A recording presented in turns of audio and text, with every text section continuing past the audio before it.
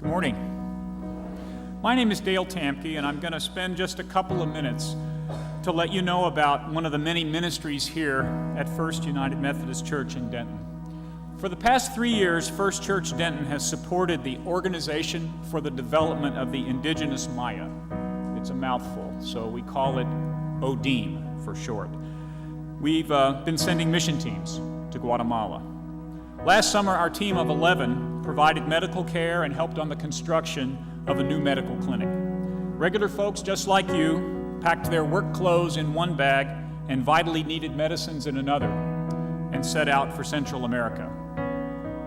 Oh yeah, there we are. Okay. The part of Central America where we go is one of the poorest regions in a desperately poor country.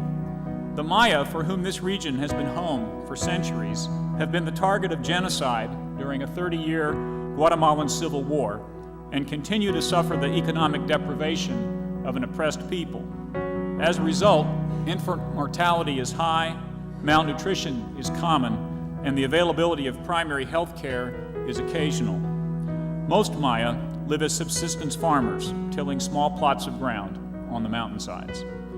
ODEAM, directed by United Methodist Volunteer in Mission Joanne Dwyer, works with the Maya to develop the capacity to live healthier lives. Mayan health educators, trained and supported by ODEAM, teach the people the basics of nutrition and how to contain the spread of disease. ODEAM supports local people, furthering their education to become nurses and nurse practitioners. Volunteer doctors and nurses like those on our mission team provide primary care. In addition, ODEAM supports improving housing by using a habitat-style model of sweat equity. Family members work alongside volunteers to replace crumbling adobe structures with secure concrete block homes. Local foremen and skilled local workers direct the work of enthusiastic but somewhat unskilled volunteers, schooling them in the finer points of Mayan construction techniques. Who knew that you could cut concrete block with a machete? Right, Chuck? Yeah. Our trips begin with a flight to Guatemala City. The next day, we travel southwest about 4 hours by van to the Lake Atitlan region. The work week starts Monday morning with construction crews reporting to work sites and the medical team reporting to the clinic to see patients.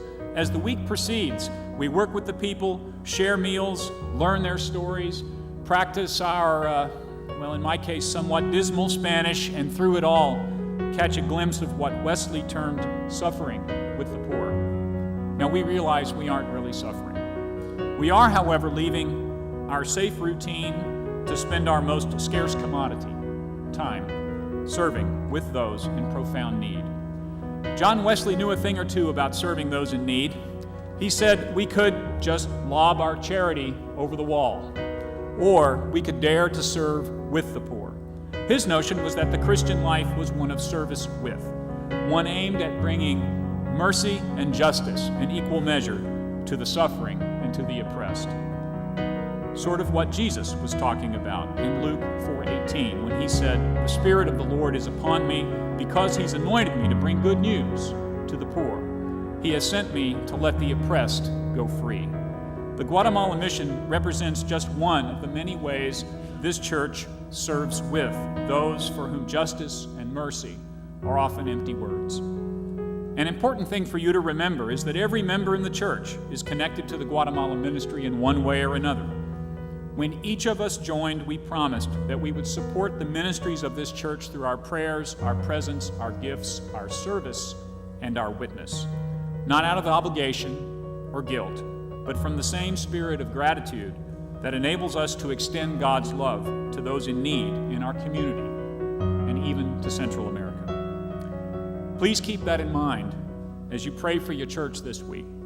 Please listen for how God is calling you to serve through the ministries of this church. And please remember your promise as you give with a grateful heart your financial gifts.